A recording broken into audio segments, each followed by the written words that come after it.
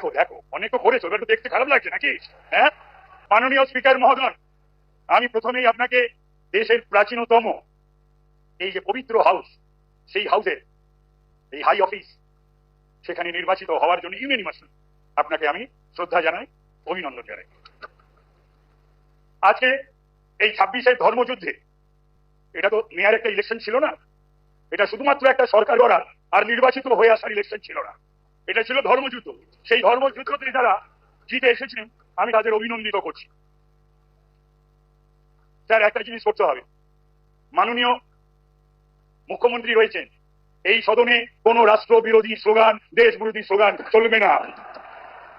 আইন করে বন্ধ করতে হবে, আইন করে বন্ধ করতে হবে। পশ্চিমবাংলা সাপমুক্ত হয়েছে, পশ্চিমবাংলা পাপমুক্ত হয়েছে, পশ্চিমবাংলা ভয় মুক্ত হয়েছে।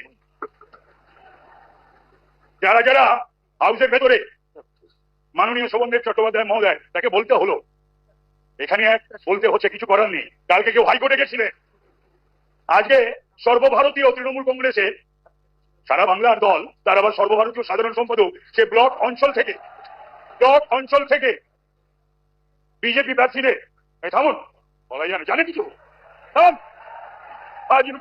বলা যায় এটা ও কিছু হবে না বলে উঠে লাভ নেই, বসো, উঠে লাভ নেই, বসো না, বলতে দিতে হবে। নাম করিনি, সে বলেছিল তাদের হাড়গোড় ভেঙে দেওয়া হবে। আমি বলবো সে যেন এবার বেরোয়, বিজেপি কিচ্ছু করবে না, তার ব্যবস্থা তৃণমূলই করবে, জনগণ করবে। আজকে পোস্টপোল ভাইলেন্স কথা এদের মুখে আসে, নির্লজ্জ বেহায়া না হলে পোস্টপোল ভাইলেন্স কথা বলে।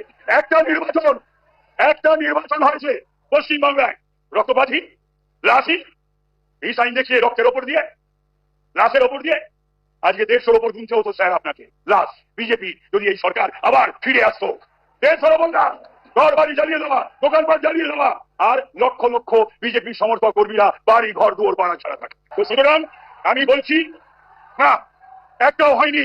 হলে পরে 12,500-এর নাম থাকবে আবার, আমি জেলে যাব। আমি যদি, মাননীয় মুখ্যমন্ত্রী, আমি যদি কোন রকম কোনো ভাইলেন্সে জড়িত থেকে থাকি, ওই 12,000-এ আমার নাম থাকে, আমি জেলে পাঠিয়ে দেবেন তো, যেমন এদেরকে পাঠাবেন, আমার পাঠিয়ে দেবেন।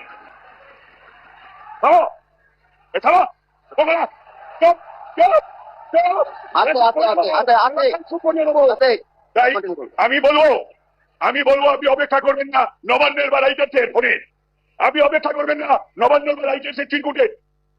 এই অগাস্ট হাউসকে অপবিত্র করেছে, এই অগাস্ট হাউসের পবিত্রতা ফিরিয়ে আনার দায়িত্ব আপনার উপর নষ্ট হয়েছে, আপনাকে সেই দায়িত্ব পালন করতে হবে।